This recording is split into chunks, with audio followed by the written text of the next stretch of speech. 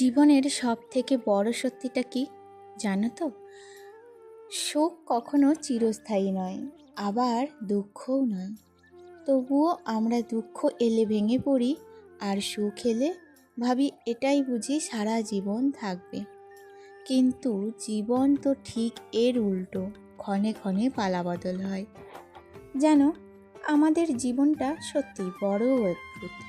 এখানে কখন যে সুখ আসে আর কখন যে দুঃখ এসে দরজায় কড়া নাড়ে, সেটা কেউই আগে থেকে বলতে পারে না। সুখের সময়গুলো আমরা কত সহজে হাসতে হাসতে কাটিয়ে দিই, কিন্তু দুঃখের সময় তখন মনে হয় এই কষ্টটা যেন আর শেষই হবে না। তখন শুধু অপেক্ষা করি আবার কবে ভালো দিন আসবে। আসলে এটাই তো জীবন, সুখ আর দুঃখ দুটোকে নিয়েই পথ চলতে হয়। যেমন এখন আমাদের কথাই ধরো, ধীরে ধীরে একটা একটা করে ঘরের কাজ শেষ হচ্ছে। ছোট ছোট পরিবর্তনগুলো দেখে মনে হচ্ছে ভগবানের আশীর্বাদে আবার একটু একটু করে ভালো সময়ের দিকে এগোচ্ছি। আর এই ছোট ছোট সুখগুলোই আমাদের নতুন করে বাঁচার সাহস দেয়। তবুও কি জানো, জীবনের ওপর কারোর হাত নেই। কখন কোন পরিস্থিতি বা কোন বিপদ সামনে এসে দাঁড়াবে আমরা কেউই জানি না। তাই বলে কি আমরা হাসতে ভুলে যাব? একদমই না। পরিস্থিতি যেমনই হোক সেটাকে মেনে নিয়ে নিজের দায়িত্ব পালন করে মুখে একটু হাসি রেখে এগিয়ে যাওয়ার নামই তো জীবন। কারণ খারাপ সময় যেমন চিরদিন থাকে না, তেমনি ভালো সময়ও আমাদের আশা নিয়ে আবার ফিরে আসে। তাই আজকের এই ছোট্ট সুখটুকুকে মন ভরে উপভোগ করে আগামী দিনের জন্য সাহস আর বিশ্বাসটা ধরে রাখো। নমস্কার, কেমন আছো সবাই? আশা করছি সবাই খুব ভালো আছো। আমরাও বেশ ভালো আছি। আমি সুমি। আজকে আমার আরও একটি নতুন ব্লগে তোমাদের অনেক অনেক স্বাগত জানাই। আজকে ছুটির দিন, রবিবার, তাই ছেলেরও স্কুল নেই। কাল রাত থেকেই ভেবেছিলাম আজ সকাল সকাল উঠে এক এক করে সংসারের সব কাজ গুছিয়ে ফেলব।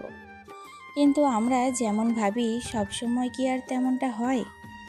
সকাল থেকে উঠেই বুঝলাম শরীরটা একদম সাপোর্ট করছে না। মাজা, হাত পা সব জায়গায় এত ব্যথা করছিল যে কোনো কাজ করার মতো শক্তিই পাচ্ছিলাম না। একটু হাঁটাচলা করতেও খুব কষ্ট হচ্ছিল। অনেকক্ষণ নিজেকে সামলানোর চেষ্টা করে ভাবলাম হয়তো একটু পর ঠিক হয়ে যাবে, কিন্তু ব্যথাটা বরং আরও বাড়ছিল। শেষে বাধ্য হয়েই একটা ব্যথার ওষুধ খেতে হলো। জানি বারবার ব্যথার ওষুধ খাওয়া ভালো নয়, এতে শরীরের ওপর প্রভাব পড়তে পারে। তাই আমি এমনিতেও খুব প্রয়োজন না হলে ওষুধ খাই না, কিন্তু আজকে সত্যিই আর উপায় ছিল না। কারণ ওষুধ না খেলে সংসারের একটা কাজও হয়তো করতে পারতাম না। জানো তো, আজকে আমাদের বাড়িতে একটু বিশেষ রান্না হচ্ছে। আজ ঠাকুরের প্রসাদের পাঁঠার মাংস এসেছে, তাই সেটাই রান্না করছি। তবে একটা কথা কি বলো তো, আমার শাশুড়ি মা কিন্তু পাঁঠার মাংস বা খাসির মাংস একদমই খান না। তাই ওনার জন্য আলাদা করে একটু মাছ ভেজে নিলাম। তারপর সেই মাছটা পেঁয়াজ দিয়ে হালকা করে ভেজে দিয়েছি। আসলে আমার শাশুড়ি মার এই রান্নাটা খুবই পছন্দ। মাছের সঙ্গে একটু পেঁয়াজ ভাজা থাকলেই উনি খুব আনন্দ করে খেয়ে নেন। তাই ভাবলাম ওনার জন্য আলাদা করে এটুকু করে দিই। তারপর লাস্টে মাংসের ঝোলটাও রান্না করে নিলাম। আর সত্যি বলতে কি, মাংস খেতে যতটা ভালো লাগে, রান্না করতে কিন্তু ততটাই সময় আর পরিশ্রম লাগে। মশলা কষানো, ঠিকমতো সেদ্ধ করা, সব কিছু মিলিয়ে বেশ ধৈর্যের কাজ। তবে যারা রান্না করেন তারাই জানেন, এত কষ্টের পর যখন সবাই মিলে তৃপ্তি করে খায়, তখন সব পরিশ্রমই যেন সার্থক মনে হয়। সংসারের এই ছোট্ট ছোট্ট মুহূর্তগুলো আলাদা একটা আনন্দ এনে দেয়। সংসারের কাজ তো আর কারোর জন্য অপেক্ষা করে থাকে না। শরীর ভালো থাকুক বা খারাপ, কাজগুলো ঠিকই নিজের সময়ে এসে দাঁড়ায়। তাই একটু শরীরটা সামলে নিয়ে আবার ধীরে ধীরে কাজে লেগে পড়লাম। যেন আমাদের মতো সংসার সামলানো মানুষদের জীবনে হয়তো এটাই বাস্তবতা। শরীর খারাপ হলেও দায়িত্বগুলো থেমে থাকে না। তবুও একটা কথাই মনে রাখি, নিজের শরীরের যত্ন নেওয়াটাও সমান গুরুত্বপূর্ণ। কারণ আমরা ভালো থাকলেই তো নিজের পরিবারটাকে ভালোভাবে সামলাতে পারবো। এরপর বিকেলের দিকে একটু বৃষ্টি হয়েছিল, খুব বেশি না, হালকা বৃষ্টি, কিন্তু যতটুকু হয়েছিল বেশ ভালোই লেগেছিল। ভেবেছিলাম এবার হয়তো আবহাওয়াটা একটু ঠান্ডা হবে, কিন্তু না, বৃষ্টি থামতেই আবার আগের মতো গরম পড়ে গেল। এর মাঝেই ছেলেকে নিয়ে টিউশনে গিয়েছিলাম, ওকে দিয়ে বাড়ি ফিরে আবার শুরু হয়ে গেল সংসারের কাজ। ভাবলাম কাল তো একটা ঘর গুছিয়েছি, আজকে আর একটা ঘরটা একটু পরিষ্কার করে নিই। তাই মোছামুছি, ডাস্টিং, ক্লিনিং যেটুকু পেরেছি ধীরে ধীরে করছি। জানো তো, খুব শখের কোনো জিনিস যদি নিজের হাতে একটু একটু করে যত্ন নেওয়া যায়, তাহলে সেই জিনিসটার প্রতি ভালোবাসাও অনেক বেড়ে যায়। তখন আর অবহেলা করতে ইচ্ছা করে না। তাই আমি চাই না আমার এই কষ্ট করে গুছিয়ে রাখা ঘরটা আবার নোংরা বা এলোমেলো হয়ে যাক। হ্যাঁ, এতে অনেক পরিশ্রম হচ্ছে, সংসারের সব কাজ, ছেলের পড়াশোনার দায়িত্ব, তার সঙ্গে আবার এই অতিরিক্ত গোছানো পরিষ্কারের কাজ, সব একসঙ্গে সামলানো সহজ নয়। মাঝে মাঝে মনে হয় শরীরটা আর পারছে না। তবুও যখন একটু একটু করে কাজের ফল চোখে পড়ে, তখন সব ক্লান্তি যেন অনেকটাই কমে যায়। প্রথমে ভেবেছিলাম এত জিনিসপত্র নিয়ে কিভাবে সব গুছিয়ে উঠব, কিন্তু এখন মনে হচ্ছে ধীরে ধীরে শোধাই সবই সম্ভব। সব থেকে বড় কাজ ছিল দুটো ঘর সম্পূর্ণ গুছিয়ে ফেলা। সমস্ত জিনিস একবার বাইরে বের করা, পরিষ্কার করা, তারপর আবার এক এক করে ঠিক জায়গায় রাখা। এই কাজটাই সব থেকে কঠিন ছিল। ভগবানের কৃপায় সেই কাজ দুটো এখন শেষ হয়েছে। সত্যি বলতে, এই দুটো ঘর গুছিয়ে শেষ করার পর মনে হচ্ছে মাথার ওপর থেকে যেন একটা বড় চিন্তা নেমে গেছে। এখন আর তেমন চাপ লাগছে না। বারান্দাটাও প্রায় ফাঁকা, সেখানে আর বিশেষ কোনো কাজ বাকি নেই। এখন শুধু ধীরে ধীরে নিজের মতো করে প্রতিটা কোণ সাজিয়ে রাখবো। বড় বড় কাজ একদিনে তো আর হয় না, কিন্তু প্রতিদিন একটু একটু করে করলে একসময় পুরো বাড়িটাই নিজের মনের মতো হয়ে ওঠে। জানো তো, অনেক দিন ধরে আমাদের ফ্রিজটা একদম খালি পড়েছিল। কোনো সবজি, মাছ, মাংস কিছুই রাখা হয়নি। আর ফ্রিজটা অনেক দিন ধরে অচল অবস্থায় ছিল। রিসেন্টলি শুধু কয়েকটা আম আর দু একটা ফল রেখেছিলাম। আর এতদিন যেহেতু ফ্রিজটা ব্যবহারই করা হচ্ছিল না, তাই পরিষ্কার করাও হয়নি। ভিতরে বাইরে অনেক ধুলোবালি জমে গিয়েছিল, আর দেখতেও একদম নোংরা লাগছিল।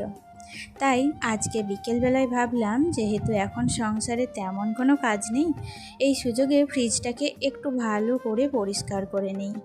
জানো তো, এই ধরনের এক্সট্রা কাজগুলো আমি বিকেলবেলায় করতেই বেশি পছন্দ করি। কারণ সকালে এত কাজ করতে গেলে মাথার ওপর একটা আলাদা চাপ থাকে। মনে হয় এখনও রান্না করতে হবে, সবাইকে খেতে দিতে হবে, ছেলেকে দেখতে হবে, এটা করতে হবে, ওটা করতে হবে। তাই সকালে এসব কাজ করতে গিয়ে ঠিকমতো মন দিয়েও করা যায় না। কিন্তু এখন বিকেলে একটু সময় পেয়ে আরাম করে পুরো ফ্রিজটা ডিপ ক্লিনিং করছি। আগে সব তাকগুলো খুলে নিচ্ছি, তারপর একে একে সব মুছে পরিষ্কার করছি। ভিতরে অনেক ধুলো জমেছিল, কিছু দাগও হয়ে গিয়েছিল। সব সুন্দর করে পরিষ্কার করে নিচ্ছি, যাতে আবার নতুনের মতো লাগে। কালকে বাজার থেকে সবজি, ফলমূল, আরও কিছু দরকারি জিনিস এনে আবার ফ্রিজে গুছিয়ে রাখবো। অনেক দিন ধরে খালি পড়ে থাকার পর আবার ফ্রিজটাকে চালু করতে আমারও খুব ভালো লাগছে। আসলে বাড়ির কোনো জিনিসই বেশি দিন অচল অবস্থায় রেখে দেওয়া ভালো না।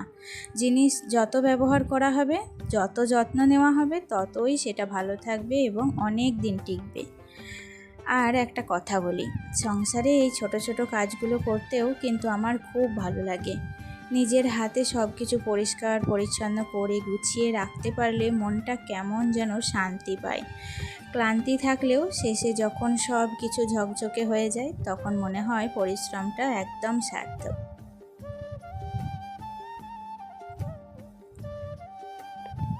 জানো, অনেক দিন ধরেই আমার খুব একটা ইচ্ছা ছিল যে আমার রুমটা ল্যাভেন্ডার কালার করব। ছোটোবেলা থেকেই এই কালারটা আমার খুব পছন্দ। তাই যখন রুমে রং করার কথা ভাবলাম তখন সবার আগে এই রুমটাই ল্যাভেন্ডার কালার করার সিদ্ধান্ত নিই।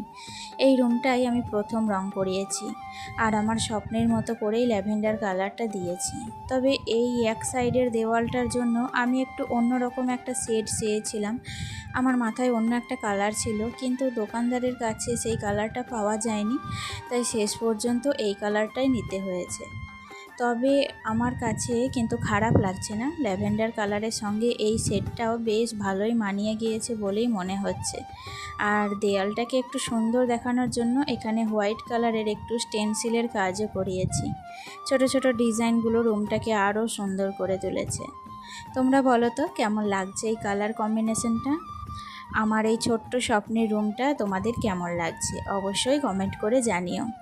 যদিও এখনও আমার রুমে ডেকোরেশন পুরোপুরি কমপ্লিট হয়নি, এখনও অনেক কিছু করা বাকি আছে। পর্দা, কিছু ডেকোরেটিভ জিনিস আরও একটু গুছিয়ে নেওয়া, সব কিছু আস্তে আস্তে করব, কারণ সব তো আর একসঙ্গে করা সম্ভব না।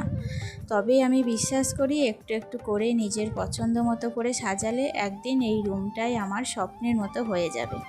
আর নিজের হাতে নিজের ঘরটাকে সুন্দর করে সাজানোর মধ্যে যে আনন্দ আছে সেটা সত্যিই আলাদা।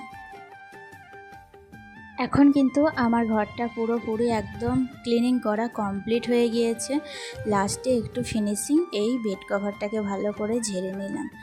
এখন কি বলো তো, মেঝের অবস্থা খুব খারাপ, আসলে রং টং করা হয়েছে তো এগুলো প্রত্যেক দিন তখন মোছামুছি করতে করতে একদিন ঠিক হয়ে যাবে।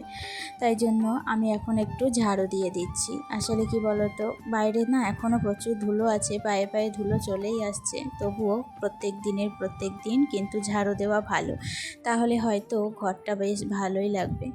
যাই হোক বন্ধুরা, দেখো প্রচণ্ড ঘেমে গিয়েছি জানো এসব কাজ করতে। ওপরে তো প্রচুর গরম, আর এই কয়েকটা দিন এত গরম পড়েছে যে কি বলবো।